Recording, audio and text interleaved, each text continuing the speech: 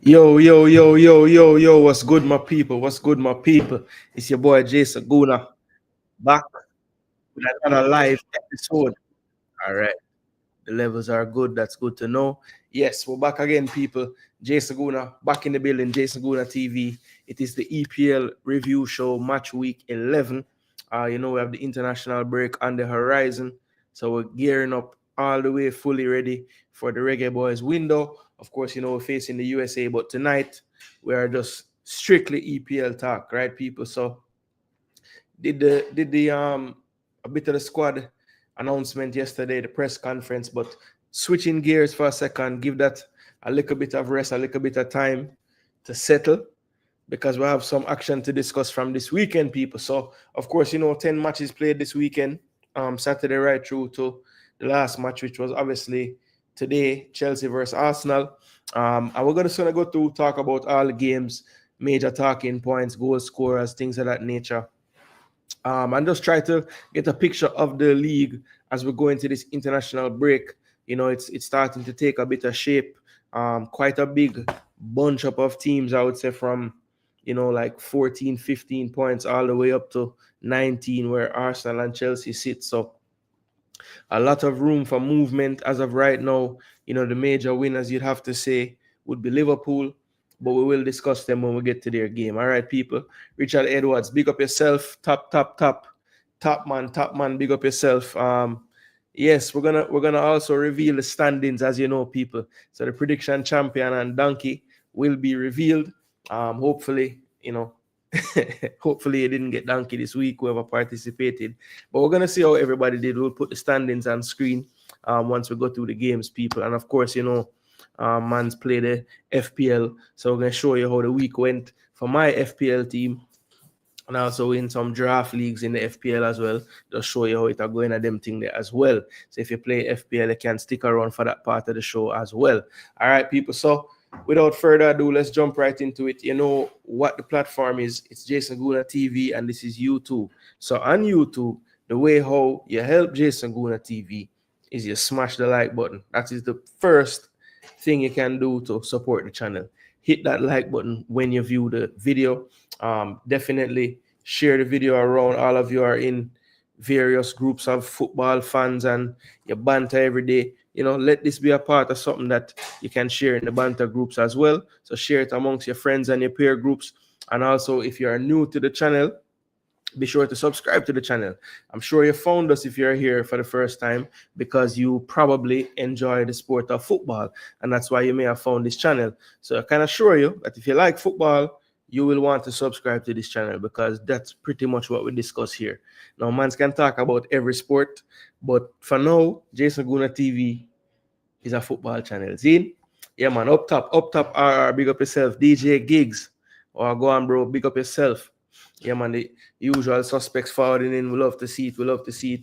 We don't have to remind them people have to smash the like button. Them know how to operate in the space, them. All right, so let me get prepared and get this on the screen for you guys. You know my style. We're gonna go through all the games.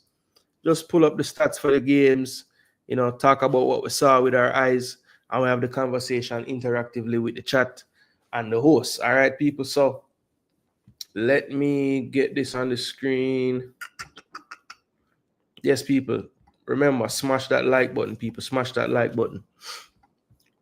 I know a lot of my Jamaican fans, you're like, yo, it's match week, Jay. It's match week. Listen, it's going to be pretty much 7 million hours of Reggae Boys coverage once we get to tomorrow through to Thursday. So trust me, people, this is a nice change of pace. Just talk about something else for 1 second because believe me, there's a lot of talking points with the Reggae Boys right now, and we're going to get through all of them throughout this week. Also, I have some giveaways to come up for the week. So if you still want to go to the game, you will have a chance to win some tickets here at Jason Gooner TV.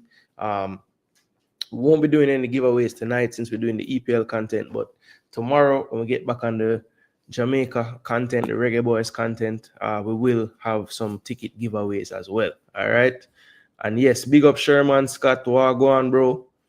Sherman is one ticket on last night's show. I want to big up to you and Campbell for coming on and just talking a bit about the game and some of the initiatives that 876 has put in place to try to just, build back the vibe, so to speak, in the in and around the national team.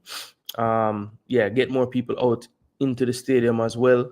Definitely helps the atmosphere, helps the players. So long may that continue with 876 and the movement in terms of just building the momentum with the fan base.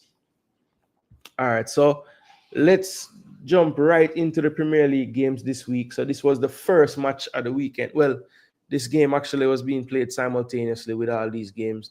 I think it was these 4 games played at 10 o'clock in the morning. Brentford, Bournemouth, Crystal Palace, Fulham, West Ham, Everton, and Wolves and Southampton. So I'll just go in order of how they're listed here. So the first game we're going to talk about is Brentford and Bournemouth game. So this game ended 3-2, as you can see.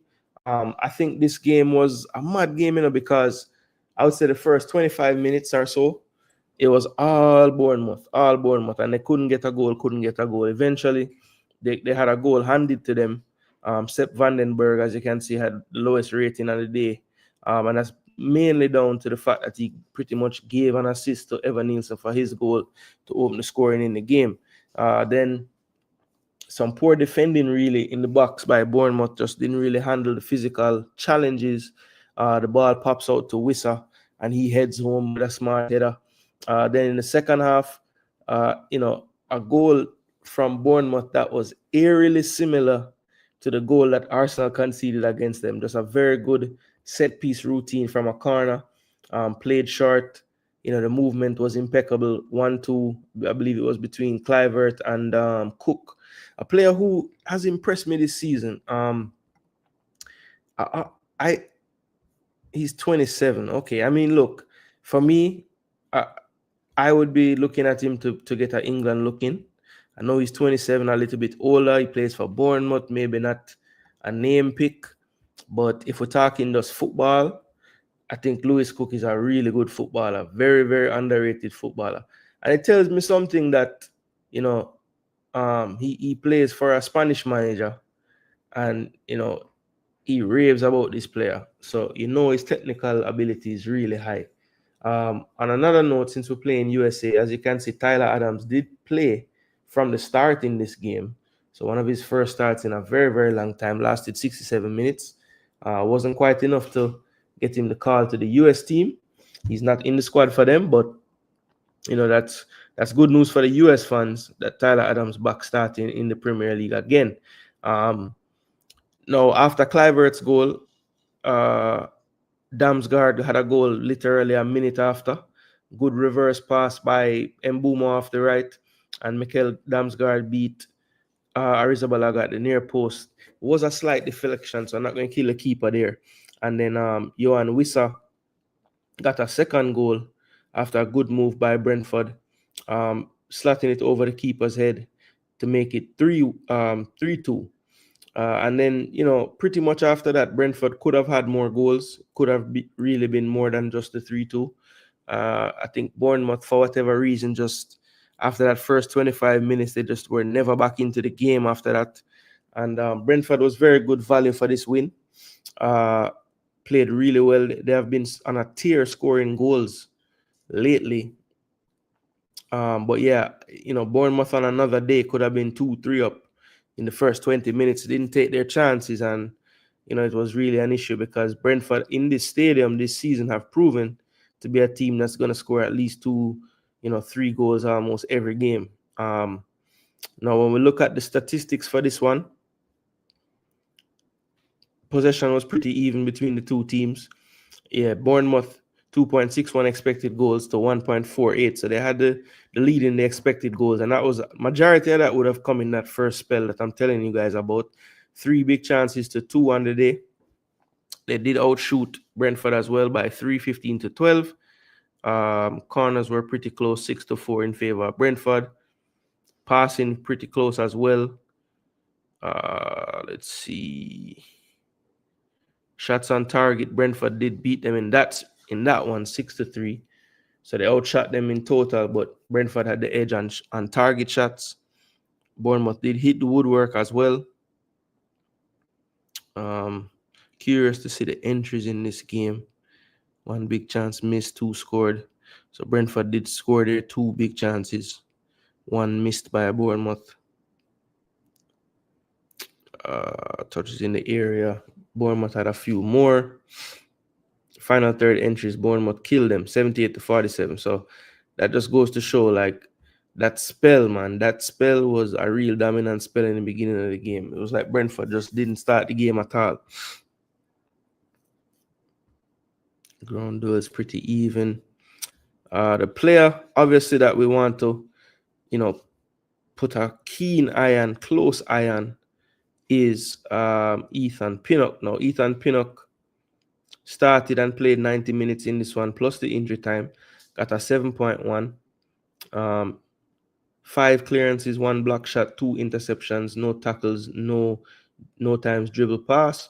He was 1 for 1 on ground duels, won 7 out of 9 in the air, so very dominant on the day in all his duels.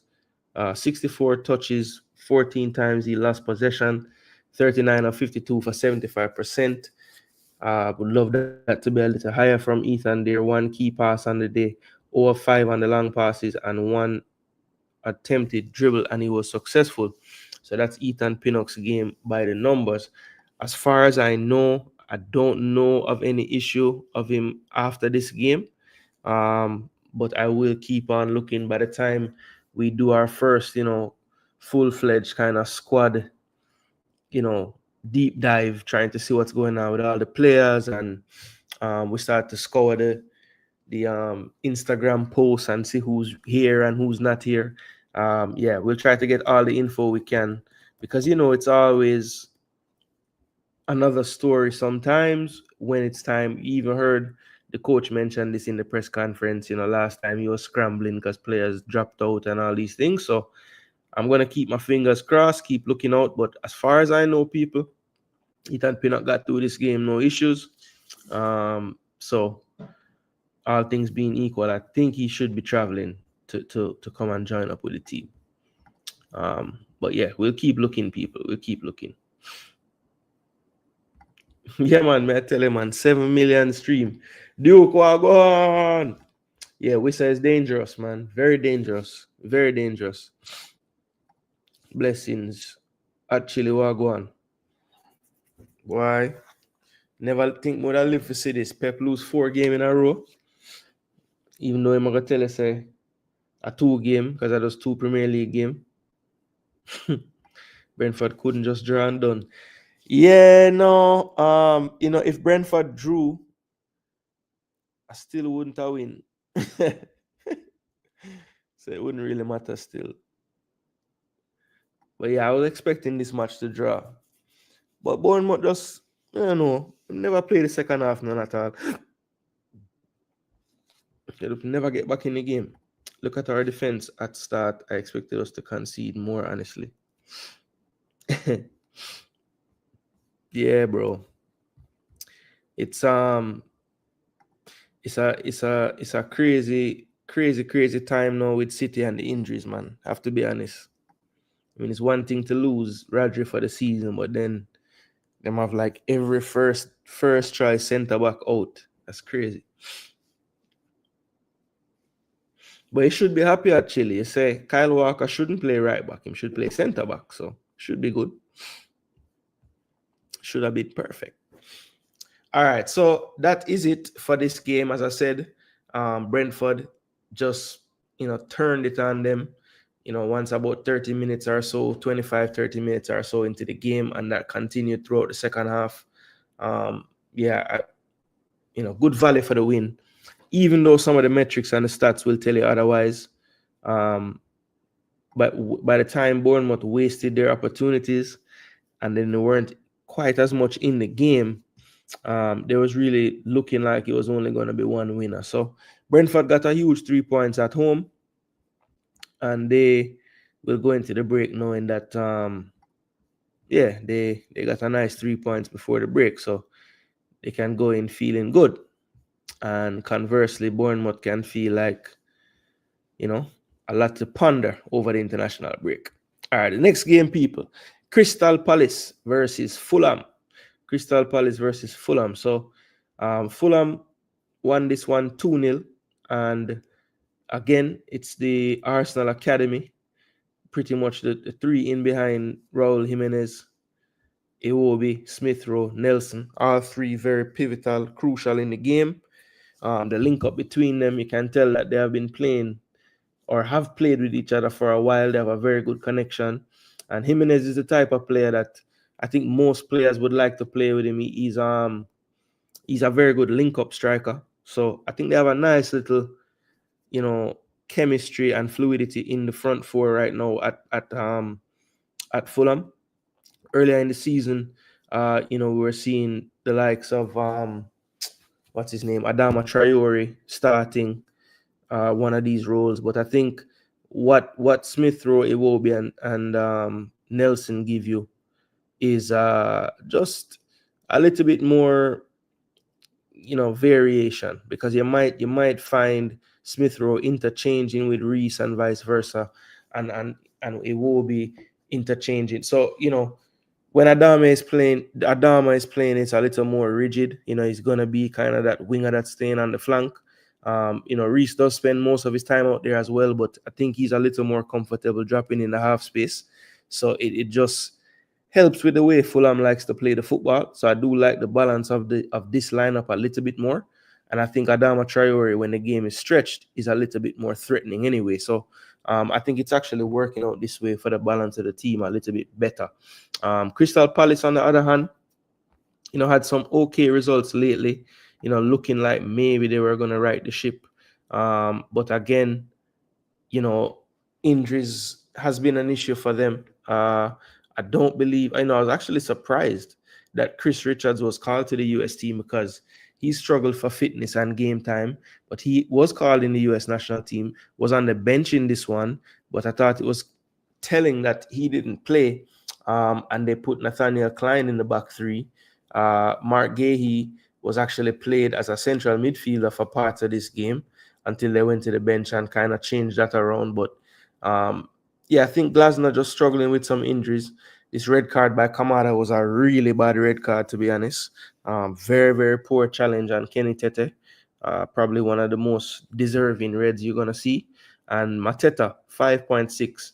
I think a part of the reason why Palace has been struggling this season, to be honest, obviously they're without Eze for the last few games, which hurts. But I think Mateta, after his exploits at the Olympics and his end of the season last season, you would think that this year it would just be another year to kick on. Now, I know they're without Elise. That's a big, big, big bit of creativity out of your team. But at the same time, I think it's not down to that. I think it's just down to execution.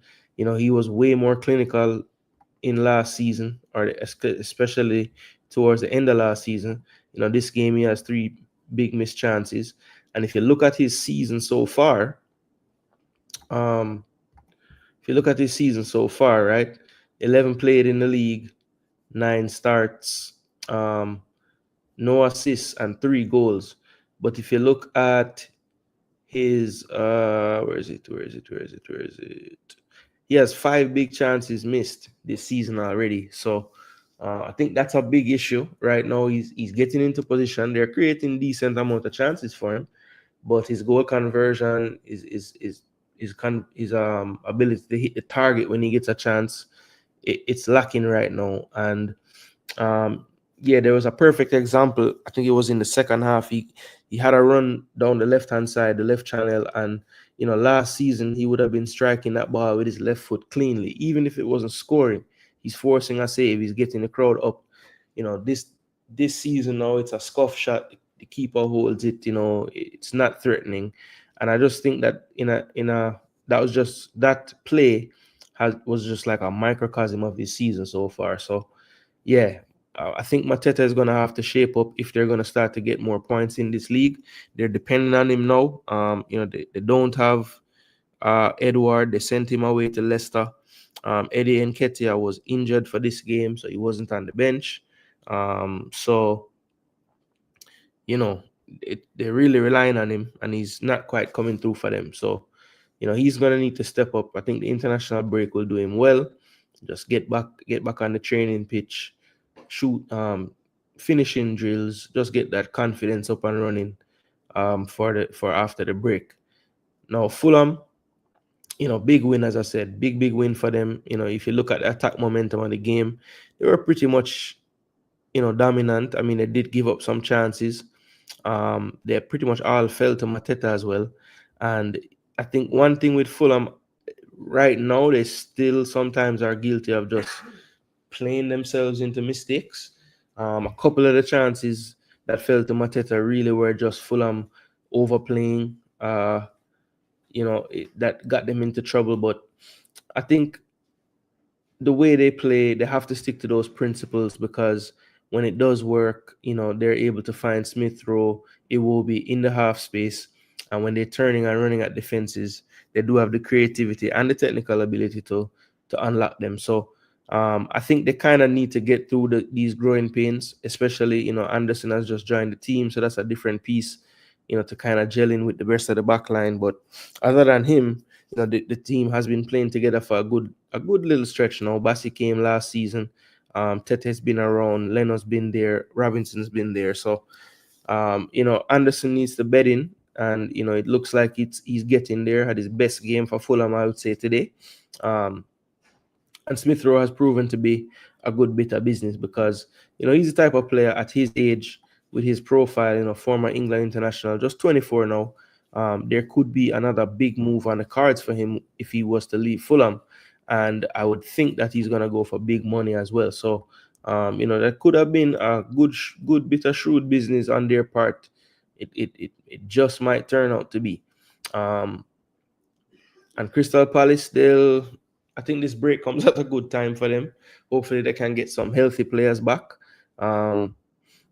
Maybe Chris Richards goes and gets some games for the USA, plays himself into some kind of fitness and form, because I do think that they will need him on that back line at some point.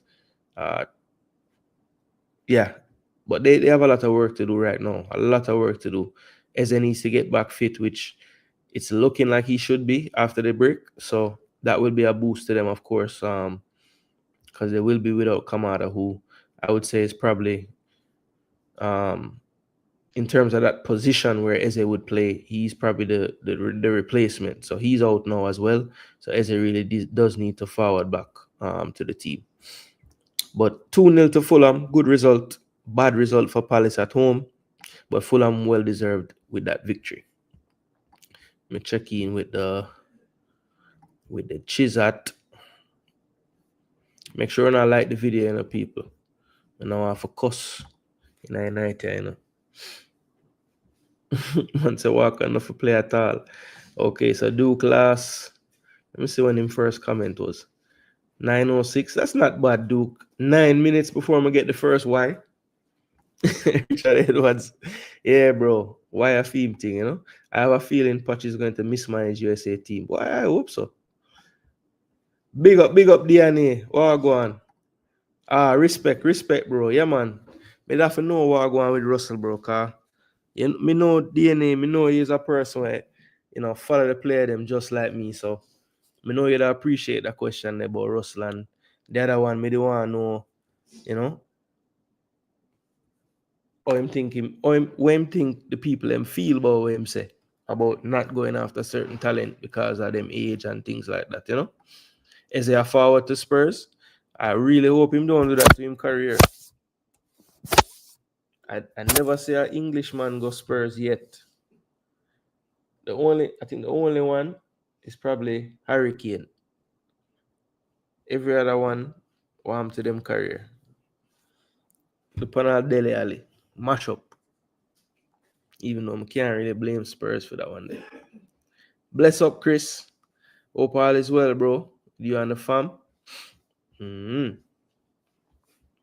All right, so West Ham Everton. So people, I could have easily just don't even talk about that game, because believe me,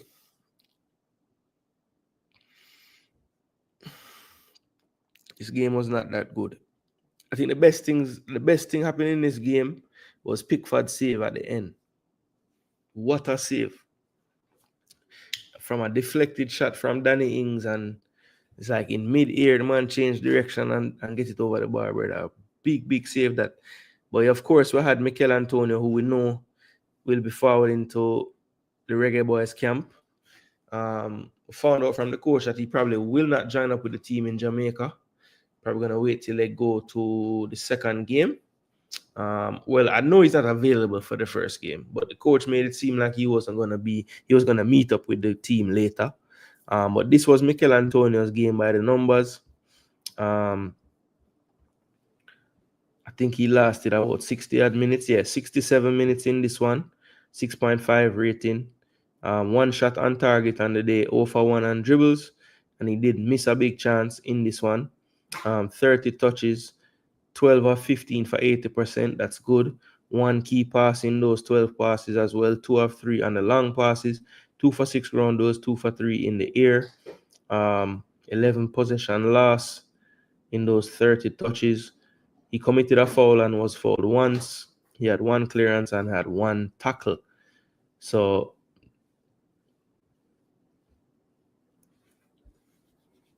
yeah, it was from a really tight angle, but I guess they're saying that was a big chance. I don't know. It wasn't the worst performance from Antonio, but it wasn't really. It was very indifferent. You know, I don't think he had the type of impact that we know he can have, especially in terms of just, you know, being a nuisance to the defenders. I do think that Tarkowski and Branthwaite are, you know, two very strong defenders. And so maybe it was a case of fighting fire with fire, you know. A couple times he was maybe eased off the ball, trying to control it, bring it down. Things that you don't really normally see when Antonio faced defenders. But I do think that, you know, if any pairing is equipped to deal with Antonio, it's this two, because, you know, Branthwaite is strong and he also has some pace. And Tarkowski is also pacey for such a big guy, you know. So I think they have good attributes to face Antonio, and they used it well. Mikel, you know, as I said, lasted the 6-7 minutes, had a big chance, registered that he didn't convert, so it kind of brought his score down. And then Danny Ings, we have to call a spade a spade. When he came in, you know, it could be a byproduct of the game getting stretched, I don't know, but he did look to have a much keener eye for the goal when he was on the park, you know. Clean touches when he receives and then getting a shot off. Definitely saw a difference in how they play striker, for sure. And I think Antonio right now, you know, if he's not influencing the game in terms of pulling out wide and getting around his marker, supplying people with things, he's just not being enough of a presence in the box for West Ham. I thought Somerville had a really good game on the left-hand side. Bowen, thought he was decent, especially in the second half when West Ham's form picked up. He started to play really well. I thought Emerson played well. I thought the keeper played well. So these stats do make sense to me. Todibo had a couple of moments here and there, but for the most part, he played well. And on the Everton side of things, I thought NDI was excellent. I thought Pickford deserved the man of the match as well, to be honest, because even though West Ham probably were second best for the majority of the game, you know, at the end, you know, the last 15, 20 minutes or so, it really only looked like one winner was going to come, and it was going to forward from West Ham. But Pickford just wasn't having it on the day. Really good performance. Definitely, you know, trying to prove to people that he is indeed the number one England keeper. You know, he gets a lot of flack from some of the fans. For whatever reason, people don't really take Pickford serious, but he pulls off some big saves from time to time. Some big saves. DJ Giggs, I think it's a disrespect to Russell and J-Lo. Yeah, we're gonna get into that. Yeah, Chris. It's a lot of explanations or a lot of things that don't really make sense happening, you know? Yeah, but well, we're gonna do as Minister said earlier, I'll get to them show there this week. Just I'll give a review show its time. And we'll get into the Jamaica discussions for sure. Break down everything.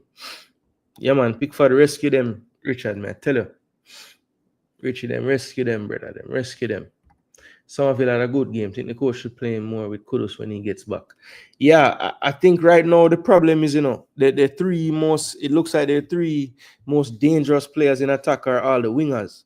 Kudus, Somerville, and Bowen. So, we've seen Bowen through the middle and it can work, but sometimes he's just not an influence in the game enough when he plays centrally. So if that over the top ball is not there, he's kind of ineffective inside that central space. But I think he'll have to do that, play Kudus as a false nine and play Somerville on one wing and Bowen on another wing, or play Bowen as a false nine. Either way.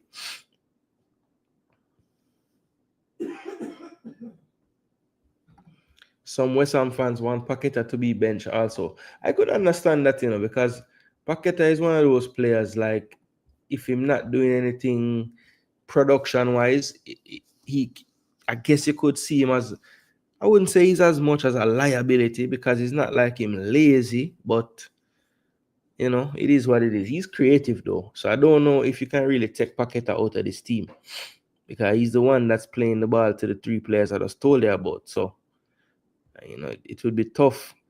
If the West Ham fans can tell me who they want to play over him, then I will listen to the argument. But from what I see, I mean, Paqueta have to play. They need him creativity out there. Yeah, so nil-all.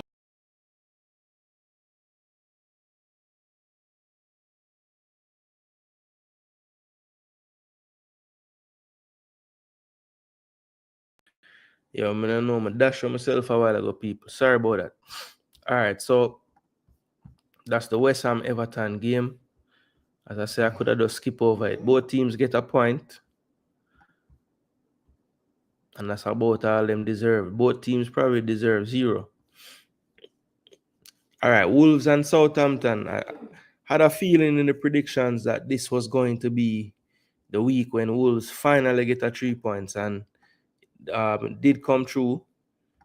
Goals from Sarabia early in the second minute, and then from one of my favorite ball of them in the league right now, Mateus Cunha with a screamer from outside the box. Placement and power all in one. And that made it 2-0, and Southampton ended up losing that match 2-0. As you can see, Ramsdale, tough day for him, and Cameron Archer as well. And the Wolves side of things, player of the match, the big ball Acuna. I need to check and see if he made Brazil team, because the way them are dealing with him over Brazil, wicked to me. Jose Sa back in the starting role now, taking over from John Stone, who was starting earlier in the season. And they have been getting better results with Sa, have to be fair. The attack momentum in this game tell a different story from the score. As you can see, Southampton were on the front foot for large parts of this game. But, pretty much Wolves allowed them to have the football, I thought. The expected goals was in Wolves' favor. Only one big chance created by both teams. So it was kind of a cagey affair. But I do think that, Wolves kind of let Southampton have this football in this game. But I think that they control them for the most part now. Southampton doubled the entries that they had. So that's a big stat right there. A lot of entries for Southampton on the day. This coach definitely have a philosophy and a style.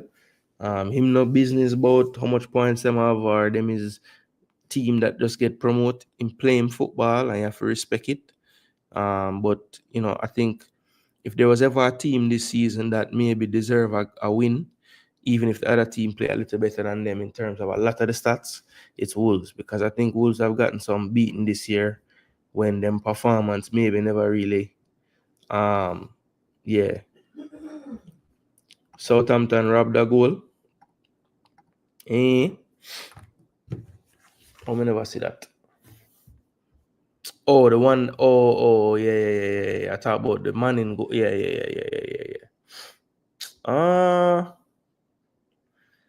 You think it was a robbery though? You think it was a robbery though? I don't know, you know.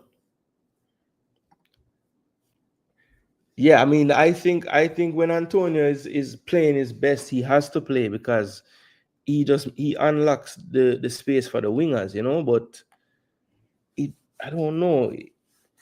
He had a few good games before this last one, but this one I wasn't impressed, man. He didn't look good in this last one, to me. So Richard, I say, oh, okay, the foul one. So another goal there, another same goal. Where it's a goal cancel, right? So yeah, bro. Let me see something. I make me go look back on it, cause I wonder if me I lose my head.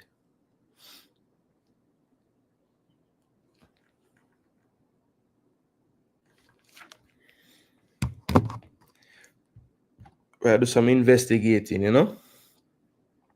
All right, so Richard, I say it did offside, but me I think of offside Demo. I say it's no foul. Mm-hmm. If anything, the defender foul the man. Could see the coach was vexed. So Sarabia score. Okay, see it there. See what I go on. Walker Peters whip it in. Fall to Manning. Okay. Let me see replay again.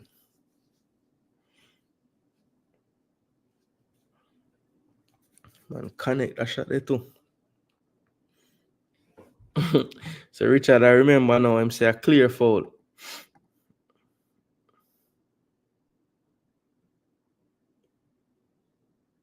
Let me see. Semedo hold him foot. Let me see what happened. Oh yeah.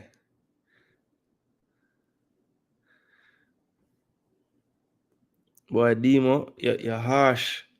Yeah, if you say that's not, if you don't think that's a foul, I don't know. I mean, the man a shield the ball basically, and the man kick with him foot, and the man move him foot into the ball and pass the ball to the other team. Like he basically had the ball. Let me see. Yeah, because it's the drop when him get and spin around, make the ball pass to the brother. You know? Yeah, I think that's a fair call.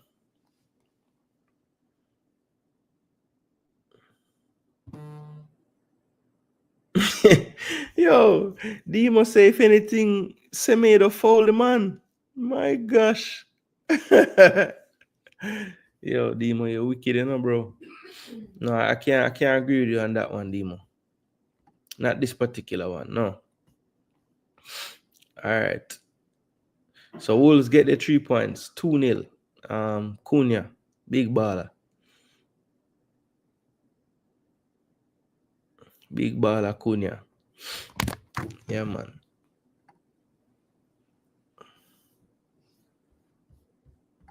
Yeah, I don't know, bro. That look like a foul to me. All right. So the next game, people I'm laugh after my predictions. I'm a bad mind and say they be about everybody say I'm a bad mind. Yet still, I get it spot on. 2-1 Brighton. That I predict. 2-1 Brighton. So this was the attack momentum of the game. First half, all City for me. Should have been better value for the lead as well. You know, at least 2-0, I would say. Second half now was pretty even, I would say, for about the first half of that second half. And then about midway through, I would say pretty much culminating with when João Pedro came on. I think also Baliba made a huge difference in the second half in the midfield. And then when he subbed off Hinselwood due to injury, we got to see the introduction of O'Reilly getting his debut, and he ended up scoring the winning goal as well. But I thought João Pedro, man, just the difference that he brought to the team. A huge difference in terms of just overall ability when you're looking at the when you're comparing him with Ruta. I think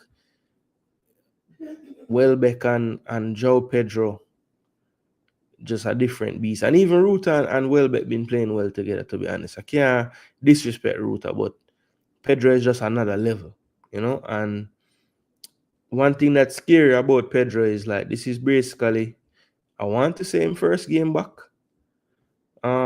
And he just looks so sharp in his cameo off the bench in that 35 minutes plus injury time, you know. So, or 25 plus injury time, I should say. So yeah, 2-1. You know, is this a blip for City? Is this basically what it's gonna be like without Rodri this season, or can we put it more down to, you know, look at that back line? Vardial, we know he's a centre back, but has been playing predominantly as a left back for City since he arrived. Kyle Walker. Or this actually, was this how it was? Was Kyle actually out there? I think so. I think it was like a back three. And Rico was more in the midfield. Yeah, Rico was more in the midfield from what I remember. It was more like a 3-2-4-1. Yeah. So I wouldn't say it was kind of exactly like this graphic right here. Vardial did spend a lot of time on this left side. It was kind of a back three. Definitely when they were in possession. And then Brighton just, you know, they have their principles, they stick by them. I think one thing that I like about this coach for Brighton, it seems like when they do attack, the attackers have a clear idea of which channel to fill, because they always have multiple options for the player, you know, dribbling infield on the ball, or, you know, a player just broke the line, whether it's a pass or a dribble. When he turns, there's like, you know, 3 different channels that they can play a pass, and they have very good synchronization with the movement when they attack. So I just like the way they play. You can tell that they're a well-drilled team. The coach just got there as well, so that's another scary thing for the league. Like, you know, is this team going to improve once they play under this coach for even more time? That's something to see. So let's just go through the stats though and see what happened in the game. 60% to City, 40 to Brighton. Expected goals very even, so could have easily been a draw based on the statistics. 8 big chances though for Brighton. I mean, I've been looking at these stats for years. I can't tell when last City give up 8 big chances in a game. That is crazy. And, you know, if you're wondering, you know, Brighton win, how come the man them score so low? Because every man missed 2-3 chances. So that basically pull down the score them, you know. 15 shots to 10 in favor of City. 5 saves for Verbruggen, 2 for Ederson. No corners for Brighton, 4 for City. City had 200 and odd more passes attempted. Both teams had 3 yellows. Shots on target, 6-4 for City. City did hit woodwork as well. 6, let me see, that's off target, block shots inside the box. Big chances scored. 1 for City, they missed 4. 2 scored for Brighton, and they missed 6. My gosh. Touches in the area, City had a bit more, 28-20. Final third entries a lot more for City, 61-34. But Brighton was a bit made theirs count a little bit more, I would say. And yeah, that's pretty much it for the stats on this one. So, you know, main things that jump out to me, honestly, 8 big chances conceded for City. That's madness. And, you know, regardless, obviously the personnel is different. As you can see, the bench, there are 2 subs come on, Silva and De Bruyne. So De Bruyne, good to see him coming back if you're a City fan. But yeah, Akanji, you know, the only 2 senior outfield players left after these 2 entered the pitch, and you know that they're both dealing with injuries right now. So yeah, the international break coming at a great time for them, to be honest, because they need these players to get back fit. You know, Stones out, Grealish out, Diaz out, obviously Rodri for the season, Oscar Bob still out as well. So a lot of injury issues that they're dealing with. But is anybody feeling sorry for them? I'm not really feeling sorry for them, to be honest.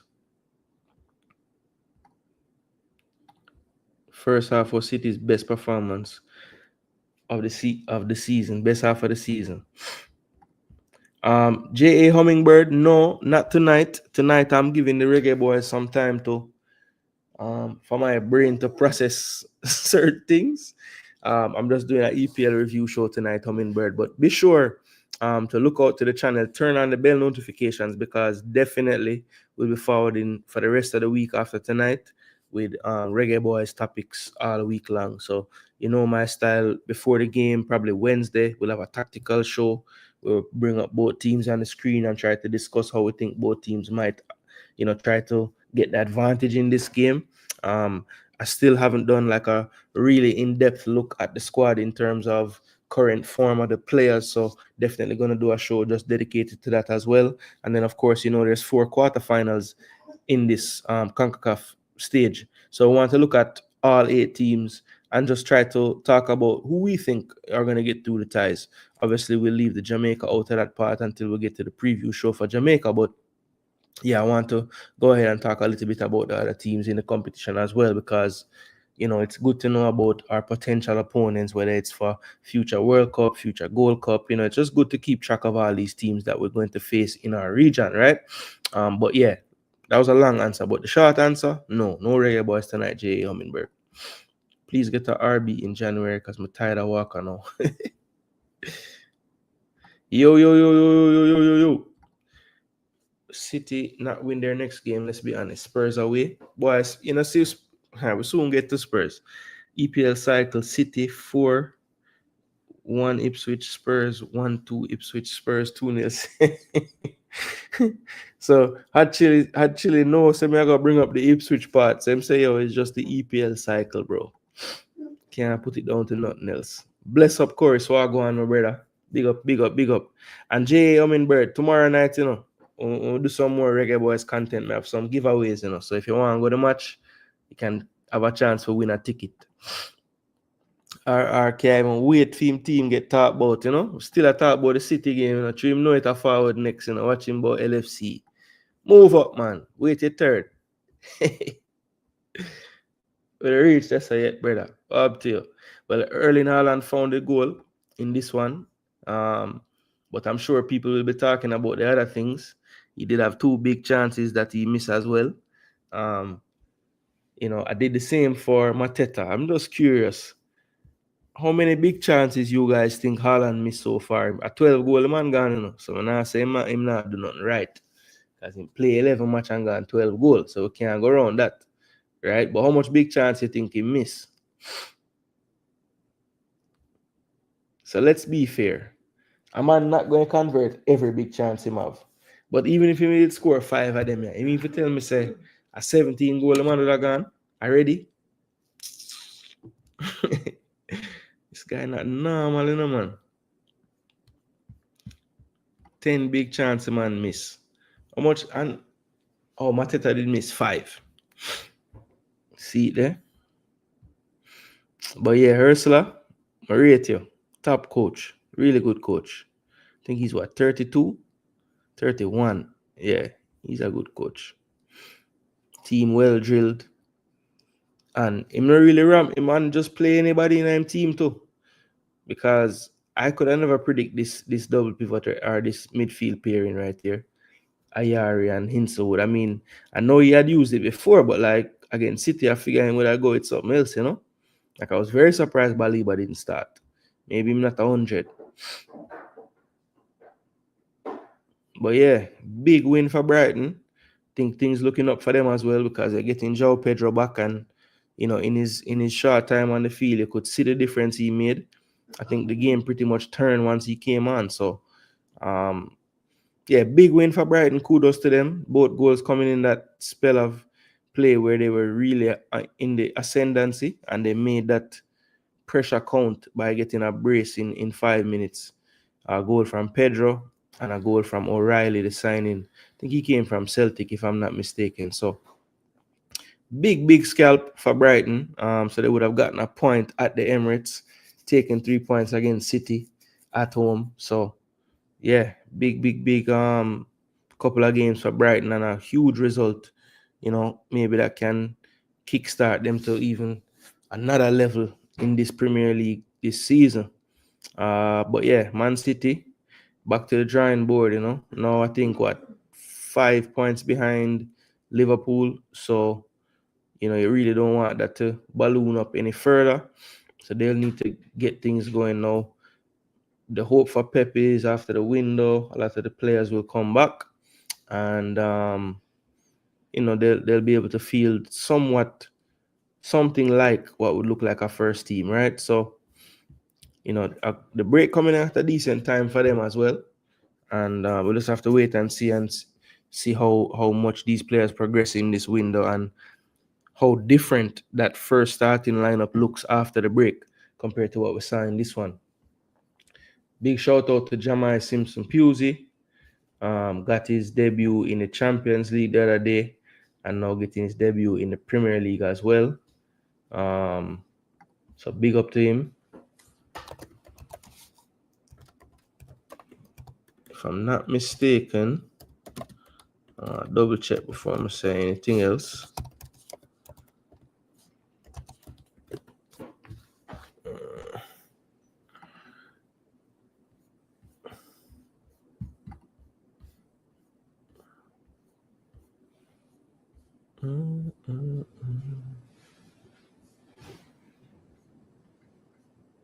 No, I don't know why I thought this kid had some Jamaican connections. I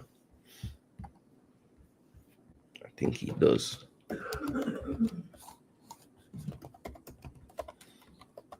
Ask Devon Porter.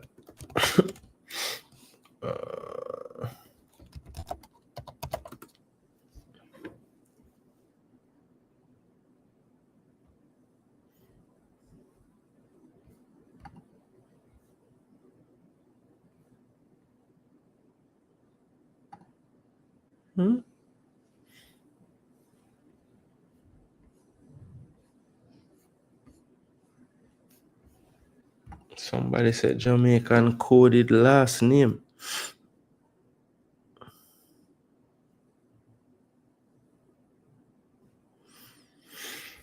Maybe somebody in the comment section says something. I was thinking Haaland missed many chances, but to the amount of goals he scored overshadowed that. But many were saying Jackson was the worst. Yeah, well, look, Giggs, to be totally honest, I don't really think it is a death sentence for a striker to have a lot of missed chances, personally, because at the end of the day, I want my striker to be getting chances. Now, obviously, if you can convert more than you miss, that's great. But again, if a man gone 20 goal and he miss 15, who cares? You're just gonna look and say, yo, this brother bagged 20 goals in a season, 5 points, well, 8 points after Spurs game behind. We're not used to losing 5 games in a row though. Yeah, that's true. Liverpool playing good now, new manager and all them going to drop points like other teams. Yeah, I think Liverpool, you have to give them the credit, they're doing excellent. I do think compared to some of the other teams up there that are in and around the top 4 and everything, they might have had a little bit friendlier fixtures, if I'm being totally honest. They haven't really gone to certain away places just yet. They have hosted pretty much most of the tougher opponents that they have faced. And the one time they did travel, they got a draw with Arsenal in the Emirates. So let's see. I mean, it's a long 38-game season. Right now, they're looking unstoppable, but I just don't think this league is like that this season. And they'll go through their stuff like everybody else. It's just a matter of, can anyone else put together the type of run Liverpool has so far? Like, 11 games, only 1 loss. I think dropping points in only 2 of the 11 games or something like that. So, because they're on 28 points, so that's 9 wins and a draw and a loss, right? Yeah. So yeah, they can another team in the league duplicate an 11-game 1 loss run where you're getting only 1 draw out of it as well? 28 points in 11 games is extremely good numbers, So how many times can another team in the league, if any, have a similar stretch? And during that stretch, is Liverpool just doing the stretch again, or are they kind of going through their ups and downs in that spell? So yeah, I think the league is too competitive this year, and I don't think that even though Liverpool is 9 win, 1 draw, 1 loss, I don't. It doesn't seem inevitable right now that they're gonna win every game. It just there's sometimes a level of inevitability with City sometimes when they go on these runs. I don't really feel that way now. They're getting the results, so I can't act like I'm not seeing them get the results. But I don't know if it's a dominant type of thing. I'm not sure. All right, so RR, we can stop cussing now. I'll go straight to the Liverpool game. Let's see. All right, let's go back. And let's go down to the Liverpool Villa game. So this game ended 2-0, people. 2-0 to Liverpool. This one was at Anfield. Darwin Núñez scoring in the 28th minute. This play was quite a crazy one because it came from a corner by Aston Villa. The ball was cleared. Van Dijk noticing that Salah was making a run, kind of, got to the ball quickly so he could play that pass down the wing, and it was a foot race between Bailey and Salah. And let's just say he wasn't Usain Bolt on that play, Bailey. Salah got his head to it first, got kind of ahead of him, and Bailey was really struggling at that point. Put his arm on his shoulder a bit and kind of lean, and eventually they got tangled up and Salah went down. Now the ref played advantage because Núñez was running onto the ball. He rounded Martinez and then smartly kind of hit it above the diving Martinez over his hands to get it into the roof of the net. Now, some were wondering, can the referee at that point still give a red card to Bailey? Because I'm of the impression even if the advantage was played, if the keeper had gotten to that ball before the attacker, I believe that the referee is putting that back for a last man foul. So I think Bailey was lucky to escape with no red card there.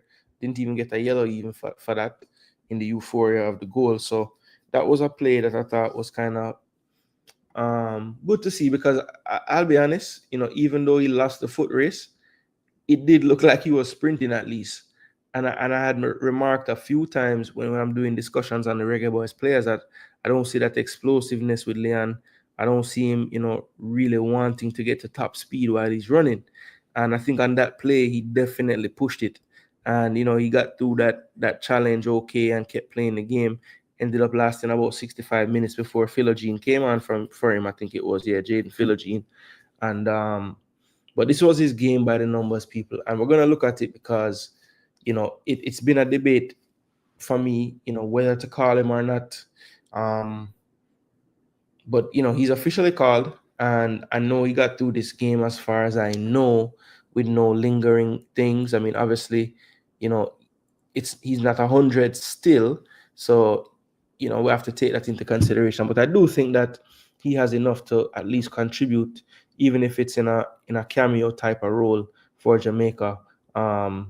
Or maybe we start him and let him play around this time frame, 60-65 minutes, not to overdo it, right? 23 touches for him in the game, 11 for 15 for 73%. He tried one cross, was unsuccessful. One shot off target. He attempted a dribble and was successful on it. 1 of 4 on ground duels. He lost possession 8 times and he was dribble pass once. I wonder if they're counting that Salah one as a dribble pass. Not sure. And Mo Salah, what can we say, people? It's amazing that a player with such history in the league for this club overall can still, in my eyes, be underrated. But I still feel like he's underrated as a player. Had the goal, had the assist, so a hand in both plays. Had 2 key chances, created a big chance as well. 1 of 2 on the long passes, 0 for 1 on the crosses. Had a shot on target, which was his goal. He had 2 shots blocked. He tried 2 dribbles and was unsuccessful on both. He was 4 of 8 on ground duels. He was fouled twice. And in his 50 touches, he did lose the ball 20 times, and he did commit 2 tackles as well. So, yeah, all around good game from Salah, as you can tell with the 8.5 rating, and it was deserved to get such a high rating. Kelleher, I think, besides one mistake coming for a ball off his line that Digne couldn't finish in the first half, thought he was solid. Robertson, I think you could call this like a bounce back game. Of course, after the Arsenal game, he was on the bench the next time in the league. Redeemed himself a bit in Champions League and rewarded the manager for putting him back in with a solid performance on that left side. Luis Diaz didn't score, but was a terror throughout the game. Curtis Jones, good, been really good since he's come back from injury. Thought he was decent in this one as well. McAllister, and then of course the unsung hero in this team for me, Ryan Gravenberch, did his thing as usual in the midfield. On the West Ham side of things, I do agree with the ratings because I thought Tielemans and Onana were trying. They really were trying. Rogers, I thought, wasn't his usual influential sense, like driving forward. He was getting caught in possession quite a bit, trying to advance the ball. So that makes sense. And I thought Ramsey was kind of the biggest threat in attack for them at a point when he had to come off. So not the best luck there. McGinn did come on, who's obviously a very capable replacement for him, but it just never really worked out on the day for Aston Villa, if we're being honest with ourselves, right? The statistics in the game will tell you that as well. So Liverpool on the slot, much more ball possession based, I would say. Villa, as you know, a team that loves the football as well, but they were only down in the 30s at 38%. Expected goals, Liverpool edged it 2.02 to 1.38. 5 big chances to 4. And I think what gives me hope as a fan, as a rival fan of Liverpool, is they typically do tend to give up chances at times in games. They don't really limit the other team so much, as far as I can see. Now the keepers have been really well. The defenders have made great last ditch challenges. So what are you talking about, Jason? We've only conceded 6 goals. I know. So it's 2 reasons. One, you haven't played some of those toughest games in the league yet, right? A lot of these other clubs that concede 13 and 13 and 12 and 10, they have played opponents that are scoring goals in the 19s and 20s in this year's Prem. So you just haven't faced those teams yet, Sir Poole. I'm telling you, man, it can't be so Hollywood all year, man. Slaughter will go through some ups and downs. Every manager have to do that. Passes a lot more for Poole. Free kick tackle, all right. Shots on target 5-2 in favor of Liverpool. See the entries. They miss all 5 big chance. Wow. 2 big chance scored, 2 miss for Liverpool. Final third entries 54-23 in favor of Liverpool. Accurate passes almost 300 more, 250 more. So yeah, they good value for the win, I would say. Liverpool. Poor mistake for the second goal though, but it was so well taken. Good composure.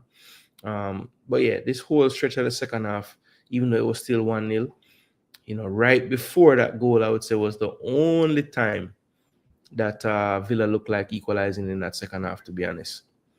Had a nice little 5-10 minute spell, or not even so much, about 7-8 minutes. And then, of course, from a counter again, Liverpool get the job done. Bad mistake from Diego Carlos. Was a bit unlucky, but I'm not sure where he was trying to play that header to. Just head it out, if anything. Just head it wide and high and just regroup your defense. But no, he tried to be a little bit, tricky with it. And I think he tried to play like a headed pass and it just bounced off of Salah and he was off to the races. So, yeah, it's tough.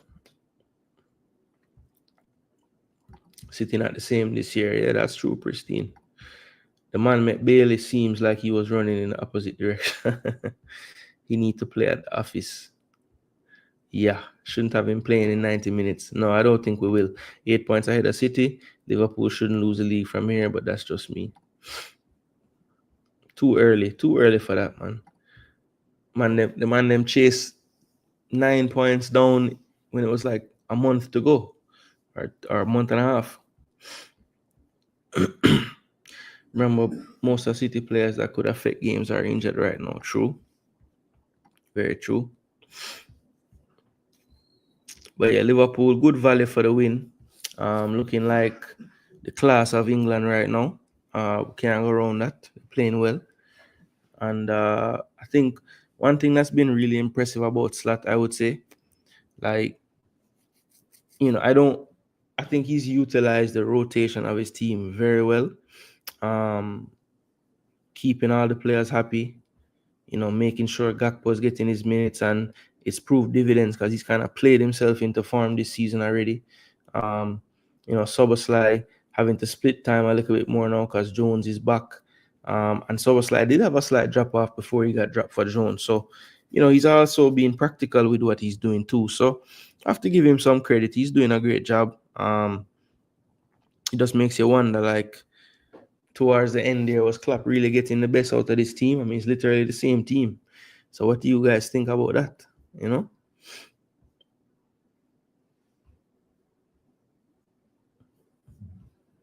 What you guys think about that? But yeah, Mohamed Salah, big up yourself, bro. Having every fantasy league with me there, and you give me a bag of points this weekend, so thank you. Now just start score some goal and some 3-2 loss. Please and thanks. All right, so we have the next game. We're moving into Sunday now. So Rude. Once the manager name interim, a prime Barcelona Man U turning. Bruno Fernandes had his best game of the season so far. Very influential. I think he had, what was classed as an assist in fantasy. Might not have registered for real, but I know he had the assist for the last goal. And he had a brilliant first goal. So 9.0 for Bruno. You're not gonna see any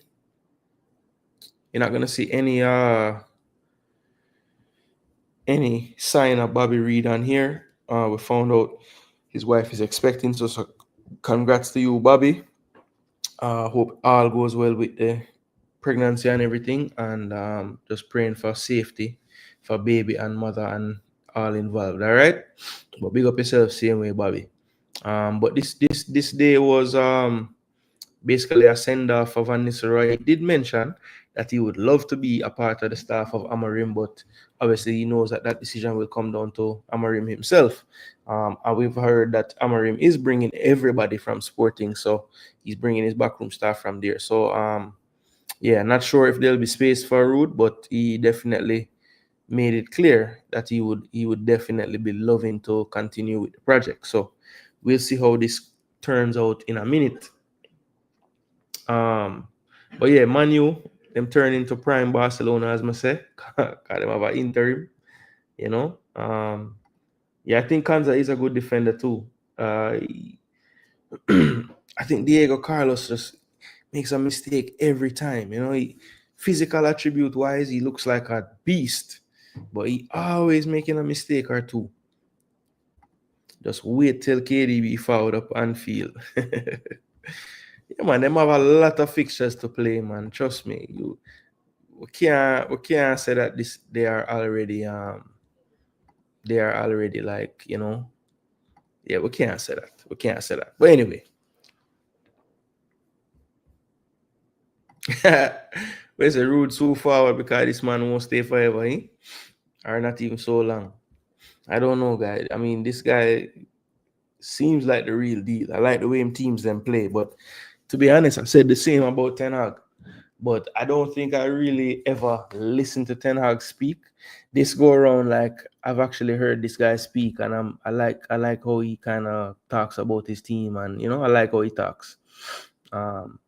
When I first heard Ten Hag, would have been right when he was playing Champions League. I mean, not Champions League, right when he was getting the job with United. So I never really heard him speak before then, to be honest, or paid attention. Maybe I did, but I just wasn't listening or anything. But yeah, 3-0 to United. I think Ruud van Nistelrooy never lose a game. I think them win must be 3 of them and draw 1 of them. So not bad for interim taking over in what was deemed a crisis. He kind of right the ship. That's really what you want your interim to do. And he definitely did that for them. So I think November the 11th is when the coach is supposed to officially start. So I'm sure those conversations will happen whether they're going to keep Rude around or not. But let's see. Let's see. But yeah, in this game, Bruno obviously the star of the show. I thought Ahmad kind of just proving that, I need to be. They basically rotate three wingers: Rashford, Garnacho, and Ahmad. Right now, for me, Ahmad is like above everybody. Garnacho scored a brilliant goal today off the bench. A great finish, curler into the top corner. But you know, I would just start. I'm starting Ahmad. So this can be Rashford, this can be Garnacho, but I'm starting Ahmad if I'm the coach. I'm sorry. Highest upside might even be better than them right now. Besides, even the highest upside, it just might be better today. So yeah, I'd be playing him. Yeah, he came on, scored a pearler, so that was a great goal. But yeah, Man United, I mean, well-deserved win. They really should have won this one. Possession was pretty close. Expected goals pretty even. Only one big chance created by both teams. But to be honest, it just felt like United were always the ones, really going for it. And they did score 3 goals. The first goal was beautiful, nice curling shot by Bruno. Second one, a little bit lucky, but we have to give credit to the cross as well, putting the defense under pressure. And then the third goal, the third goal it scored again. Oh, yeah, that's the Garnacho finish. So, yeah, build up. Bruno find him on the left. Too much space. Pick his spot. Put it right there. Yeah, good finish. Entries. Interestingly enough, the entries, Leicester actually had, I believe, 4 more entries in the game, which I wouldn't have thought. Where is it? Oh, there it is. 50-46. Yeah. Wouldn't have thought that at all. But Leicester, just never did enough to score in the game. And United march on. So good job done by the interim manager, we must say. Did well. But let's see. It's Ruben Amorim's turn now. And to me, that kind of laissez-faire, carefree way of playing that they've been doing under Rude, I wouldn't say carefree because they still have the tactical discipline. That especially Uarte in the midfield today was really, really good. If Bruno didn't play, I would have given him the man of the match. Thought he was excellent. So yeah, they're striking a decent balance now between the technical players, attackers that pretty much want to attack for the most part, and they're trying to put more dogs around them. So the Casemirs of the world, the Ugartes, the Butcher, Mazraoui is not soft either, so Delict either. So there's a little bit better balance, and I think Rude is getting a much better tune out of the players since he's been the manager. Is that partly due to the fact that they know there's no pressure right now, because it's not like Rude can say, oh, if you lose this game, they're going to sack me. He was going to leave anyway. So, sometimes that freedom just opens up the game for everything. Hopefully, for their sake, getting Amorim in doesn't signify that goes away and they're now playing a little bit scared of the consequences or whatever the case is. So, 3-0. Good result for Man United. All the United fans can smile this weekend. Haven't really had a chance to do that much. So that's very good for them to be able to this year. Let me see. We'll be back soon. Would like to see how the Man U new coach with the players that in the squad now. Yeah, that is true. Because I mean, they have a decent squad. I just feel like they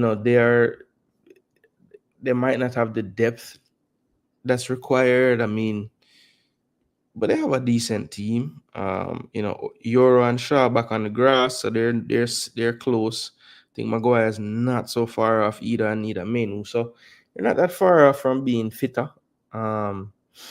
Casemiro did have to leave this one, so hopefully for their sake it's not serious, because I do think that there's a future in this system right here with Casemiro and Huarte.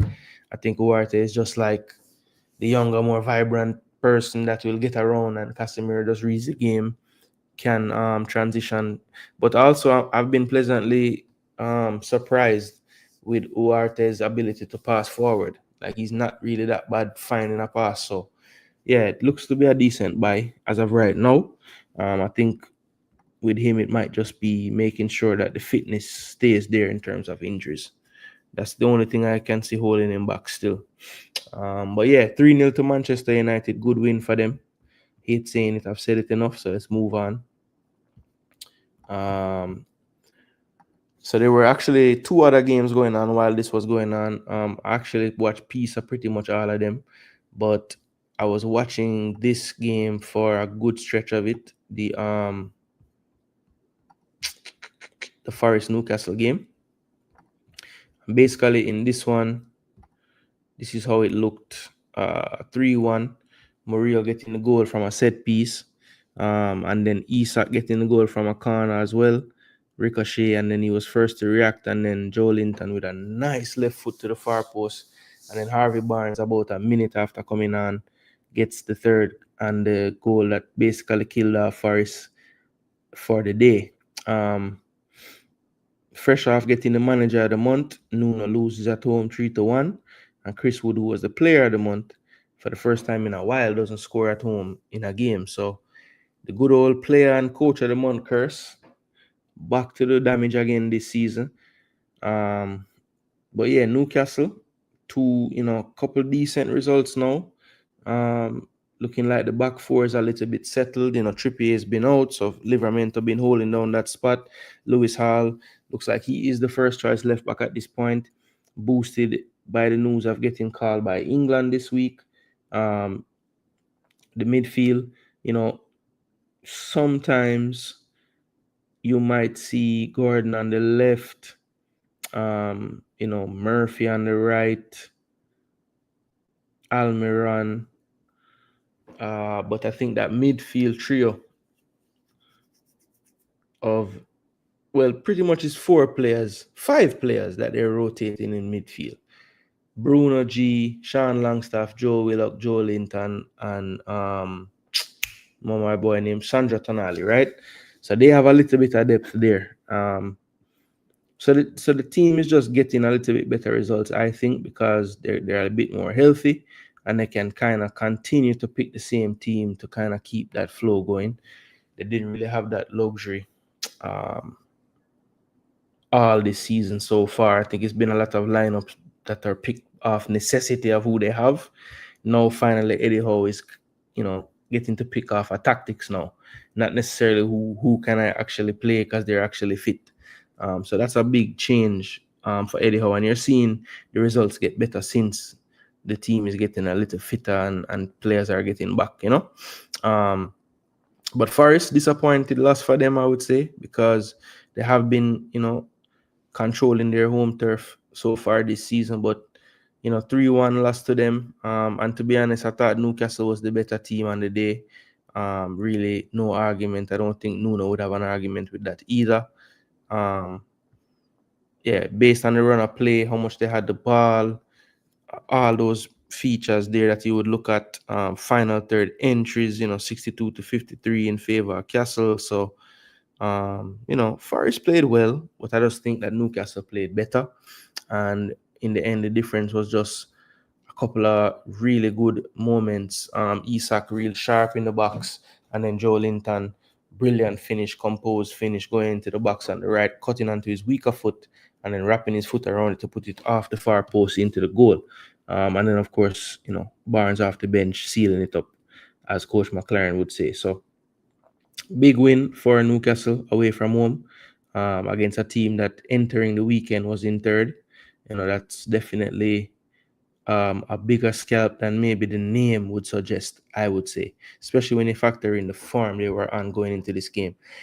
I don't think they had conceded more than 2 goals in any game this season, and they let in 3 here. So definitely not at home. Maybe they had given up 3 away from home, but I know at home, like, one might have been the most they conceded or something crazy like that. So definitely not the best day for Forest, and Newcastle made them pay.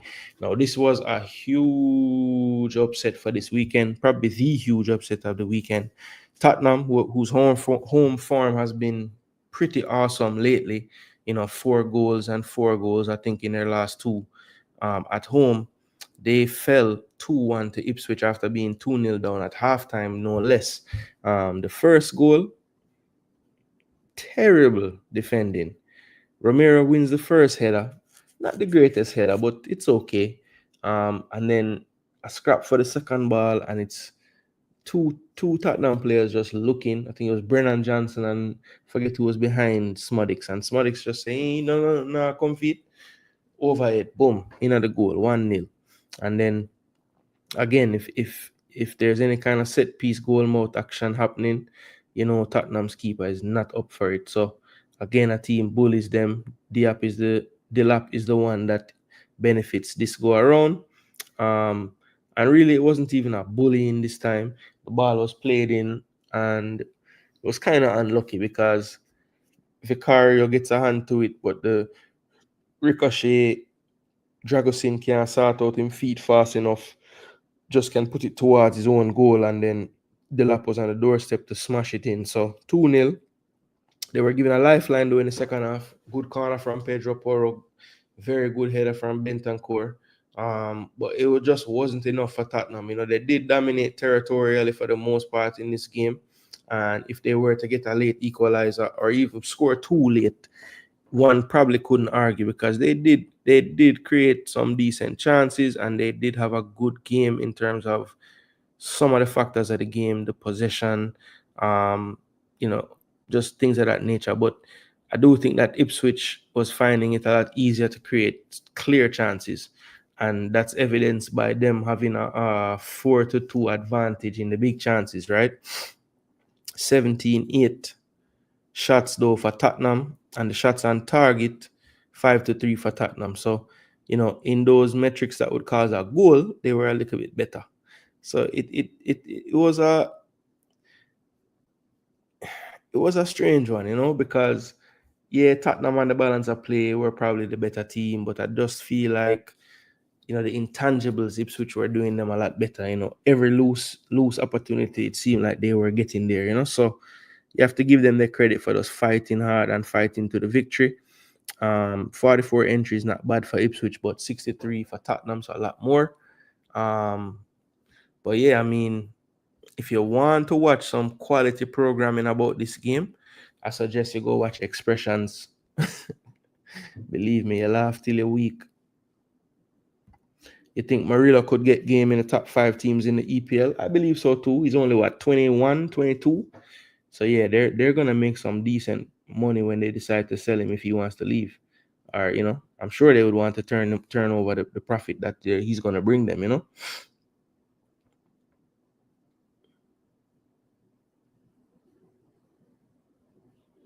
Bless up Martin, what go on? Free goal. Tractor boys rub salt in a wound of Spurs. Jaja. Tottenham once again. Yeah, man. Spurs doing Spursy things. Watch all Spurs defenders turn Prime Maldini in their next match. That's one thing, Spurs always play Pep side them good, man. Always. From Kane was there till even after him gone.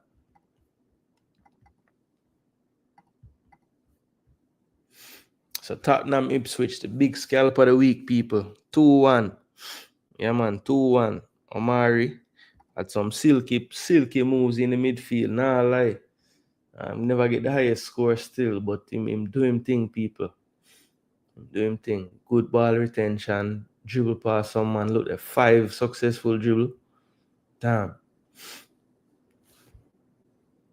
Them foul him 4 times, but him get dribble past 3 times too. So come here, figure out all them good thing that happen. I see the yellow, so that drag it down a little. And I guess the what? Oh, the 3 dribble pass. Got the possession loss not so bad. Yeah, bro. 3 dribble pass will kill you. Did they say this was an error? Boy, them wicked to that brother, you know. Cause I don't know what I'm supposed to do there. So Murich, good rating. So yeah, Ipswich got a big scalp today, man. First away win. Yeah, big win. Big win. I think that might be the first win period. I think the only draws they had. We'll check that in a minute. I have one more game, people. And of course, for me, it was the biggest. Chelsea versus Arsenal from the bridge. Yeah, man. Chelsea versus Arsenal from the bridge, people.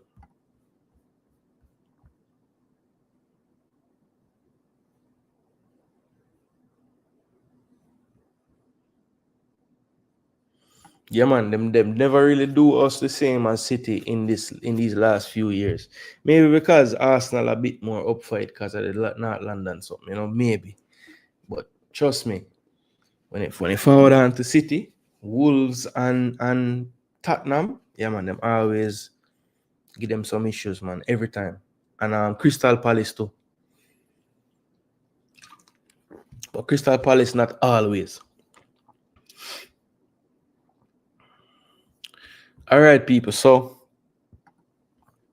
Arsenal, Chelsea, people. This was a decent game of football.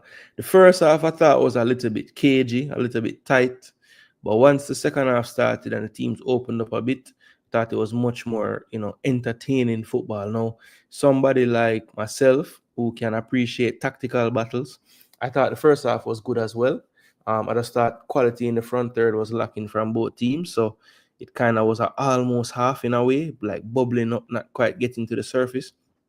But I thought in the second half, both teams kind of cleaned that up a little bit, and we started to see some more chances created and better entries. When you look at this game, though, the overriding stats and stuff, it just proves that it was a really, really close game. So 51-49 in favor of Arsenal. So really splitting hairs there, about the same. 1.55 to 1.54. So very, very close again. This is one of the few stats you're going to see a discrepancy. 4 big chances for Arsenal, only 1 for Chelsea. Chelsea had 4 more shots, 17-13. Both keepers had 2 saves. 4 corners to Chelsea to 3 to Arsenal. Both teams committed 12 fouls. Look how close the passing attempts are. There's 7 difference between the two. Chelsea had 6 more tackles than Arsenal and 2 more yellow cards. Then when you look at the shots on target, dead even, 3-3.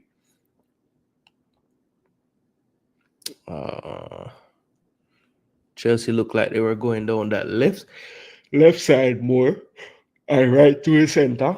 And Arsenal, the right side of midfield down to the right wing, probably used the most. Of course, Odegaard was back, so he would have been in that half space with Saka and Ben White kind of creating the overloads over there. Then we have 1 big chance scored, 3 missed for Arsenal. The 1 big chance that fell to Chelsea, they missed. I believe that should have been probably Malo Gusto in the first half after a brilliant cross from Neto. Chelsea had 3 more touches in the area. Accurate passes, we had a little bit more. Final third entries, we had the advantage by 10, 54-44. So yeah, a lot of things that I thought were positive in this game. For me, the major positive would have been when you look at the starting lineup for today's game, the return of Odegaard. And as you can see, best player ratings-wise on the park for Arsenal today. Very, very influential in the game. 90 minutes played plus injury time, 1 assist on the day, 52 touches with a 92% passing accuracy. In those 52 touches, he lost the ball only 10 times. He had 4 key passes on the day and created 2 big chances, right? 1 of 1 on his crosses, 0 for 1 on the long passes, 1 shot off target, 1 shot blocked. He was 0 for 1 on dribbles, 3 of 10 on ground duels. Did commit 2 fouls and was fouled once, and he made 2 tackles in the game. So very good performance from Odegaard. His full return in the starting lineup. Good news for Arsenal. Good news for Arteta. Subs that came on, did their thing. But first, like I said, the first half cage affair, a bit tight, tactical. Second half it opened up a bit. Both teams started to get into their rhythm, and I thought it kind of went back and forth for a little, but for the most part, I would say Arsenal did dominate that second half, and I wouldn't say dominate. They were the better team second half, and I would say that in the first half it was a little more even, but I would give Chelsea the slight edge in the first half. So, all in all, 1-1 probably a fair result. The only thing that really burned me, people, is like we get the goal with Martinelli, brilliant pass over to him, and I don't know how he found that space, but Sanchez may be guilty of showing a little bit too much of that near post. And then 10 minutes later, you would have thought the Red Sea was parting, because when Neto get that ball and take a touch, it's like him could have just see everything in front of him and just slot it home. Brilliant shot. Raya had no chance. So, Arsenal looked the more likely after that to get another goal. And I'd say the last kick of the match we should have scored. Saliba sent a good cross across. And Trossard thought he could finish it, but the pass really would have been better served being left for Havertz to tap it in from 4 yards, where Trossard was in front of the first post, so he had to kind of generate a redirection, and it just was a difficult skill to pull off. So, if I'm not sure if he could have heard, but if I was Kai Havertz, I would be yelling, "Leave that!" So he wouldn't touch that ball. But yeah, that should have been a goal, and that would have brought the hearts at 2-1 late, but it was not meant to be, my people. So both teams end up with a draw. Now, I am of the impression that both teams knew going into this, okay, if we lose, we are 9 points behind. Right? If we lose, we're 10 points behind. If we win, we're only 7 behind. So I think it probably was a little more imperative that both teams didn't lose the game. But yeah, I'm not sure, to be honest. I'm not sure. I feel like Arteta looked upset in the press conference that they didn't win. I didn't get that same sense from Maresca. I mean, he was disappointed, but it seemed like Arteta was more upset about the result, which makes sense because, we would have been the ones that people are expecting to push on this season and go for the title. If Chelsea does well, it's almost like a bonus for them, which is kind of weird because they spent more money than everybody. But anyway, that's another story. But Arsenal 1-1 again.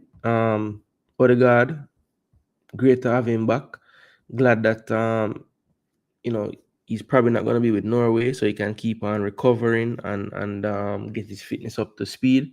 Hopefully, we'll play some behind closed doors matches and stuff, so they can, keep those legs flowing, especially for Martin, because basically Ben White might be the only other one that won't be going anywhere for the season. Now, Saka did come off the field today, so maybe that means he's going to pull out of the England team, which is good for the Arsenal fans, right? But yeah, I feel like Enzo Maresca, he deserves a lot of credit. I think, when I was looking at this team in the preseason, I have a good friend of mine who's a coach as well. He's a Chelsea fan. And, we were talking about the best front four for Chelsea with all the signings and everything. And we basically both came up with this. Neto. It really was Neto or Nkunku left. But, we said Neto because we realized that this coach really sees Nkunku as a player through the middle, whether it's behind Nico Jackson or in Nico Jackson's role. So we had picked this as the front four that we thought would be the most effective. And it looks like that's what he's settled on lately. I know Jadon Sancho is out, and he was starting prior, but I always had the feeling like, Neto was going to be the man to start in the long run. And it actually happened a bit sooner than I thought. But at this point, I don't think you can drop him, especially his performance today. I thought he was the most effective outfield player today. And I know it's easy to say that because he got a goal, but I feel like even other than the goal, he was playing really good in the game today. So I just feel like they're a centre back away or two because Colwell is just a little bit wild for me, and they do need to upgrade the goalkeeper as well. I don't know if he's playing poorly enough to warrant a change, but keep your eye on that situation. If Sanchez have some more lean performance where I make mistake, Philip Jorgensen is no slouch. You know what I mean? So they have some good cover there if they need to use it. Arteta, on the other hand, 1-1, makes changes in the 71st. Marino for Rice. Rice had his broken toe dealing with, so never expected him to play 90. Like for like, Trossard for Martinelli. And then Saka couldn't continue, so Jesus forwards on. Now, I wonder if the plan was always to just make 2 subs in this game. Because, I don't know. We never got to see Ethan Waneri this time. Even though he looked great every other time. This man just don't want to play the man. But yeah, I'm optimistic about the next run of games because I just feel like Martin is really the glue, and you could tell today that like we were so much more creative because he was even out there.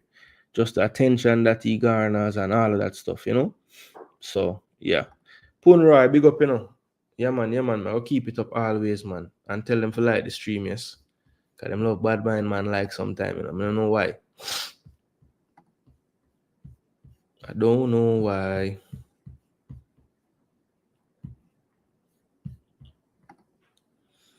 Oh, why? All right, let me see this. Man, I do like check people, car. I love the foolishness, All right, we're there at 25 likes, people. Make we get it up to 40 before we cut out, people. 40 likes. And then that way, once the show done, it can go over the 50, So we're halfway to a goal of 50. But we can get there. We can get there, people.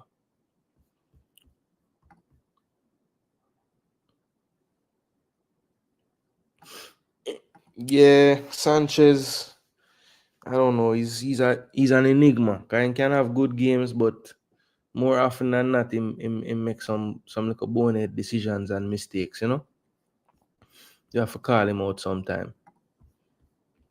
I yard it to people. Yeah, man. Somewhere down the line in my family, I yard it. Mad things. I wonder if Whisper know that.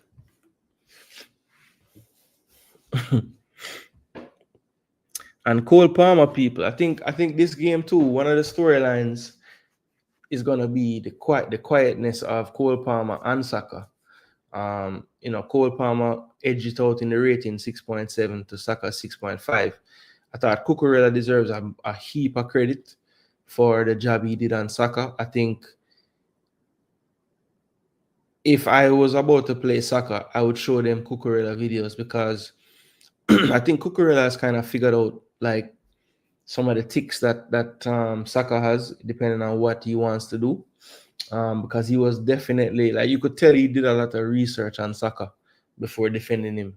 Because, when somebody just believes in their plan so much that it just becomes like a robotic thing. Like, every time he came up against him, it's like he almost knew what he was going to do before he did it, So, yeah, man, you could tell he definitely did some boardroom work and classroom work and watching videos on Saka because it definitely showed. But Saka, I thought, was not very good. Just not enough of a threat for me. 2 shots blocked, 2 of 3 on dribbles. You see that?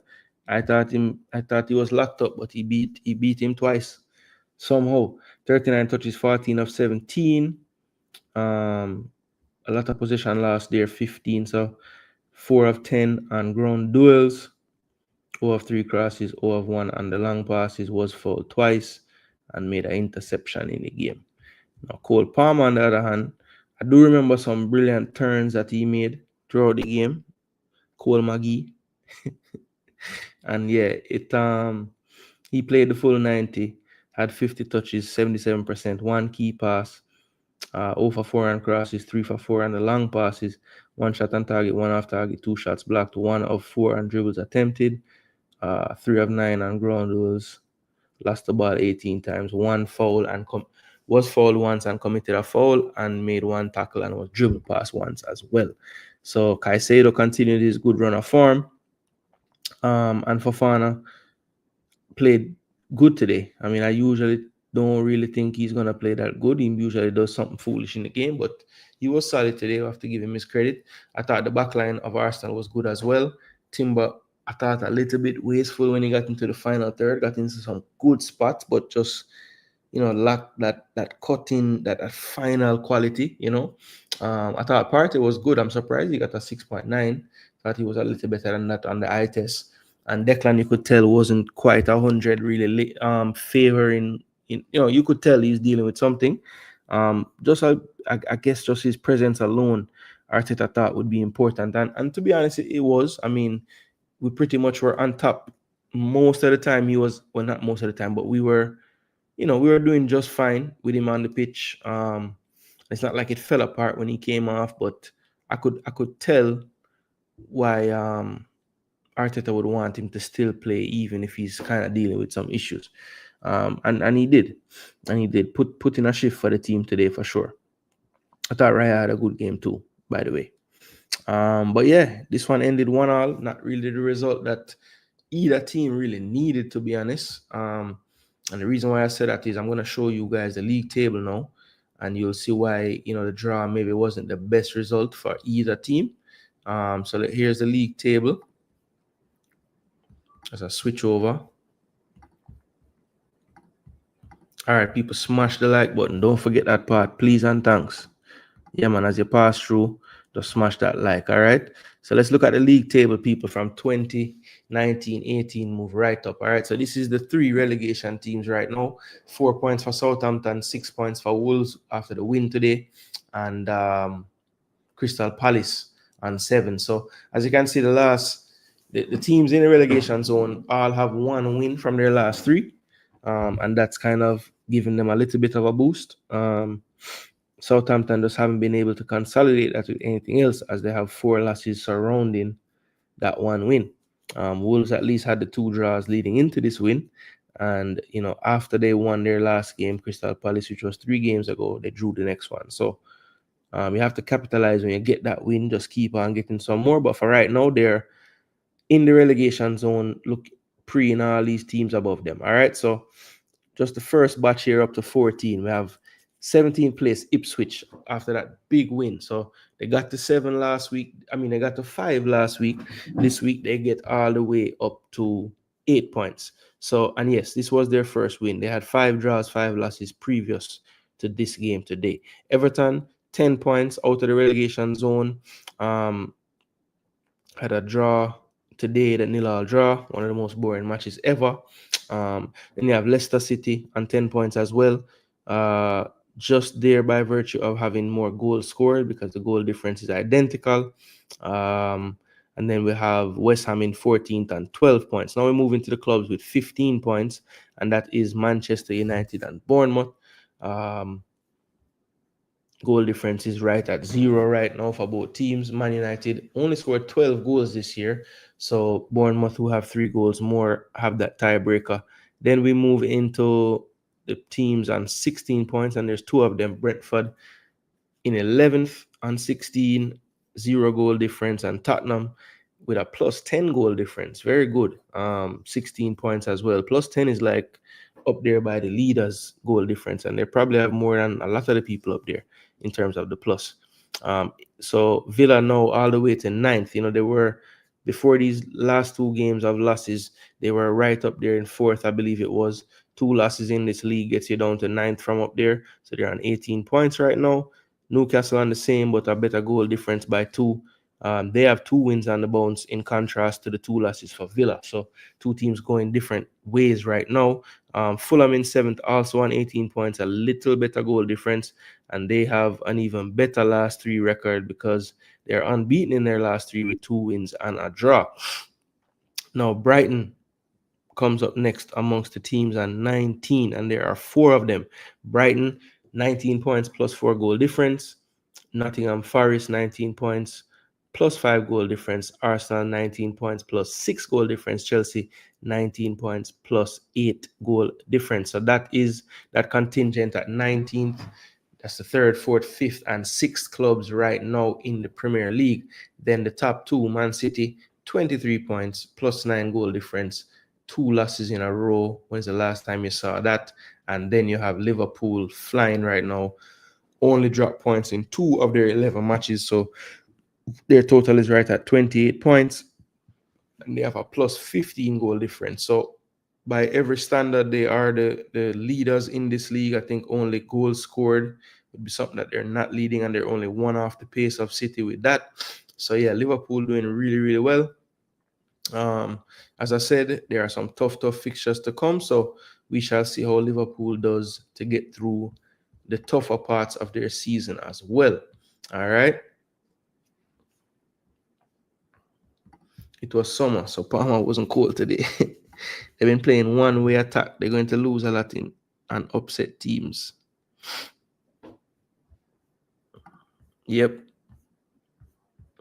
All right, so that is the league table, people. So, yeah, we have a little bit of time left in the show. So make we check in with first and foremost, who in the chat play Fantasy Premier League? I know some of the people in the chat play because I believe we're in the same league. But who else play fantasy? It's very, very fun to play, you know. You guys should check it out, whoever don't play. But basically, let me get this on the screen so you guys can see the progress. Or if we regress. Oh, before I do that, people, how could I forget? How could I forget, my people? We need to pull up on screen the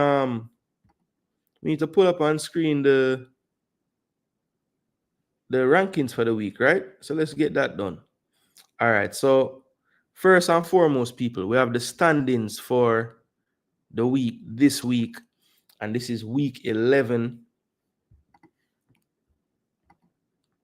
Yeah, so week 11, people, we have the champion being Biggs G with a record of 7-3.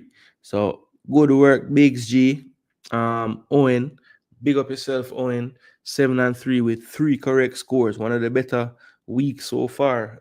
Correctly predicting 3 of the scores out of 10. That's not bad. Fan of mine at second place this week with a 6-4 record. No correct scores, but you beat out a lot of other people. Jason Gooner TV himself in third this week. Got the tiebreaker over RR with the 2 correct scores to his 1. He was also 5-5 then. You had 5 people with a 4-6 record. 3 of them got 1 correct score. A couple of them got none. So there's one person missing from here, people, and they will have the dubious title of being the donkey of the week for the picks. And yeah, this one goes out to somebody who definitely holds themselves in high regard as a predictor of scores and sporting events.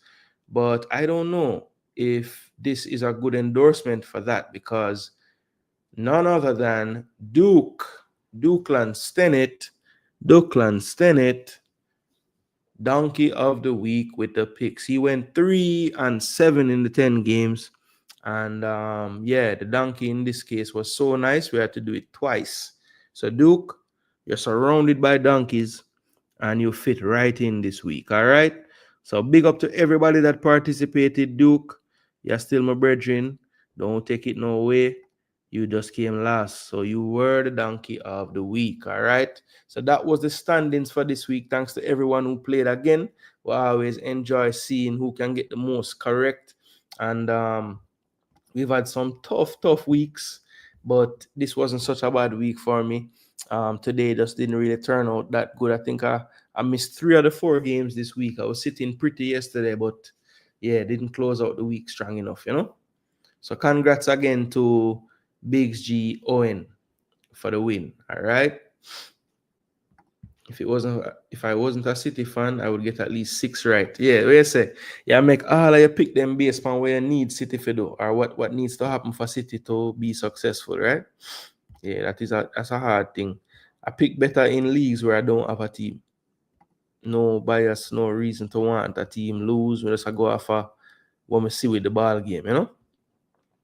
All right, so This is what's going on in the I Am Sure Sports League. This is really the only league that's kind of not huge that I'm in. Obviously, I'm in the public leagues and the USA itself and all that.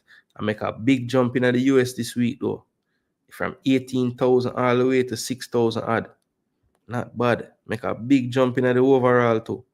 233,000. What? What you saying to me? A whole heap of Arsenal fan playing. 37,000 placement in the Arsenal fan base. All right, but in this league right here, where it's not 5 million people, Jason Gooner is right there in second place.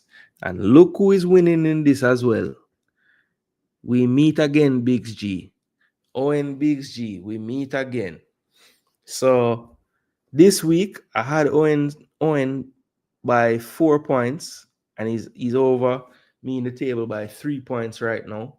And we have a nice little decent cushion over third place right now and fourth place.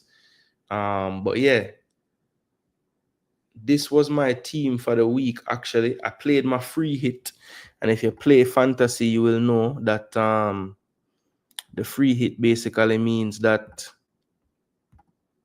the free hit basically means that I had unlimited transfers. I could just pick a random team for this week, just based on what I thought was going to happen. And you know, the big fear when you do something like this is you just don't get it right and you just waste it, right? So yeah, man, I had a good week this week, Chile.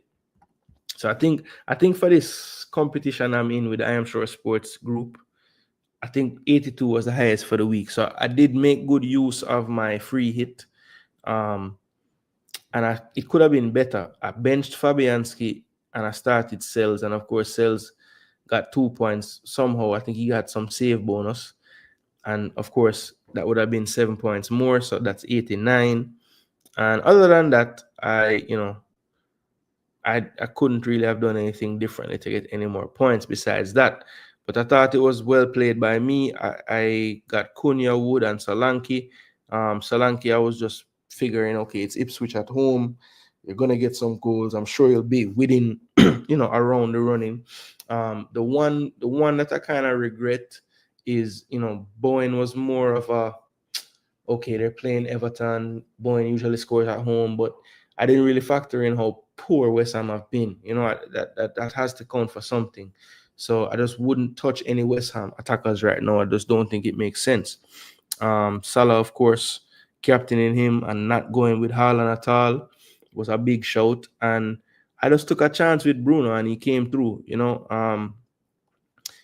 He has really good stats against Leicester in the past, and there's just a funny way with footballers sometimes, just certain clubs they just tend to do well against. And it continued today with the 2 assists, 1 goal, man of the match. So that was good. My one regret, I have Wissa in my normal league before I did a free hit, and I was gonna just put Wissa in it again. But for whatever reason, I just felt better about Chris and Solanke. So I didn't get him. And I got Mbuma, who I didn't have. And, of course, he only gave me 1 assist. I was hoping for a little bit more from him. But Poro luckily got the corner assist. And Aid Nouri got the clean sheet versus, who they played again? Versus Southampton. Vardial got me 1 point. Great. So the most expensive defender got me nothing. But yeah, can't fight this. 82 points, I will take it. Well played on the free hit. So my team will just go back to what it was before after the week done. But yeah, some people really, I guess I'm not even a pay attention or something. Cause 20 hard forgetting this in a brother. Juras 46. Wow. Cranky make a move this week.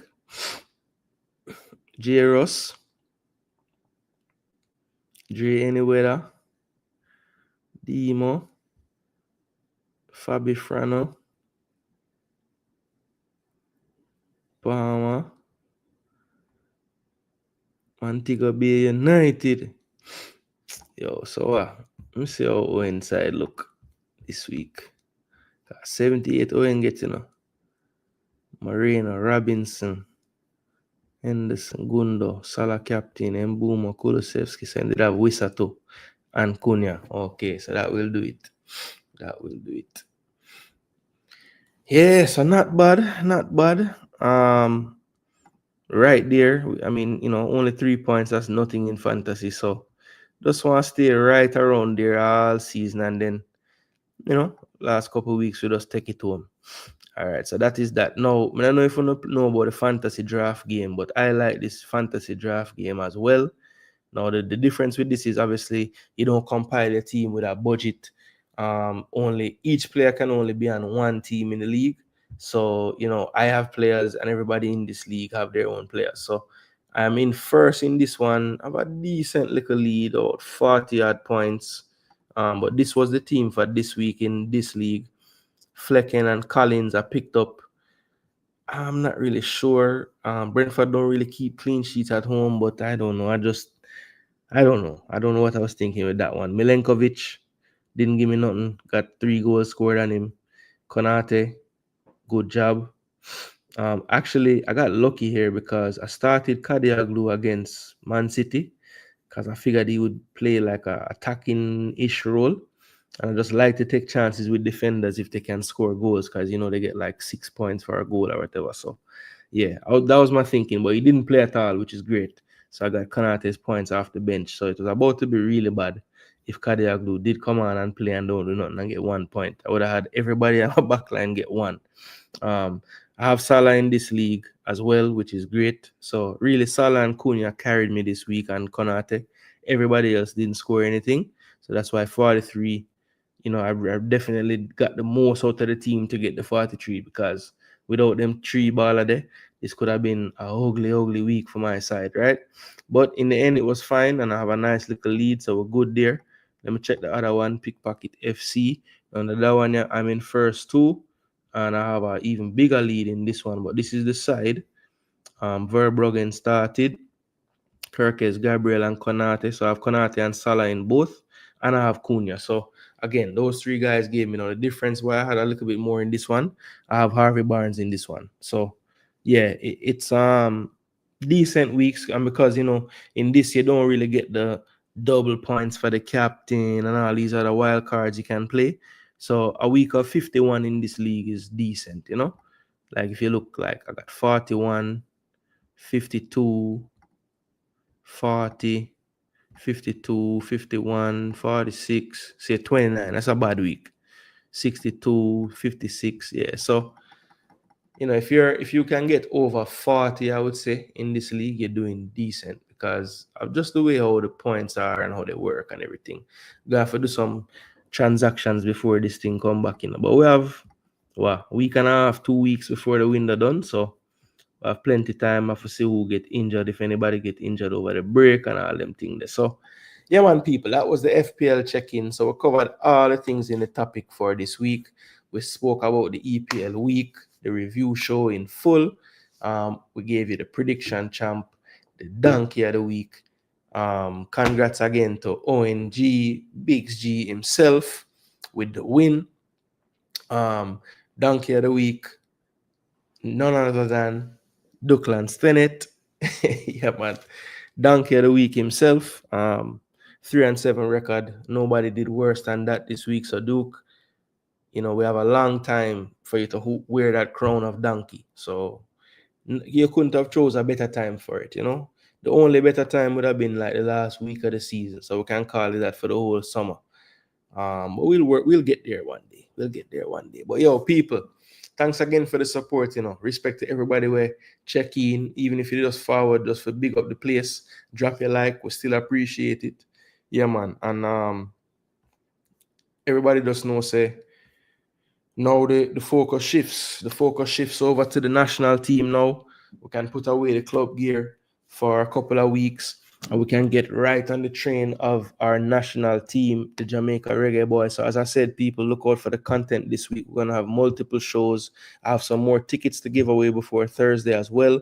So if you're in Jamaica or you will be in Jamaica and you need some extra tickets or a ticket or whatever the case is, I will be doing some more ticket giveaways on the channel throughout the week with the Jamaica content.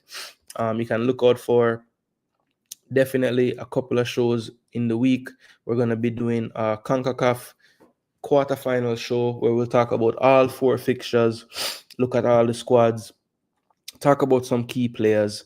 Try to not necessarily predict, but just talk about what we think could happen in the fixtures. And maybe we'll drop some predictions as well. Tell people what we think is gonna happen. One content will definitely be focused around the 2 squads in our game. So we'll look at Jamaica squad in full. We'll look at the US squad in full. And we will do some kind of tactical preview for the game as well, utilizing our tactical pad that you guys see me use before. I will be loading up the squad, so it will be nice and official with the numbers and everything. So yeah, man, you know my style. We're gonna be able to visually break down the game them on screen interactively. Hopefully people that don't know the game so well might can learn something. And then people that are here who know the game might can teach me something even, because I'm not above learning as well. All right, people. So big up on yourself. Thanks again for the support, and look out for the Jamaica content coming this week. It will be a lot of it, and it will be very informative and keep you in the loop.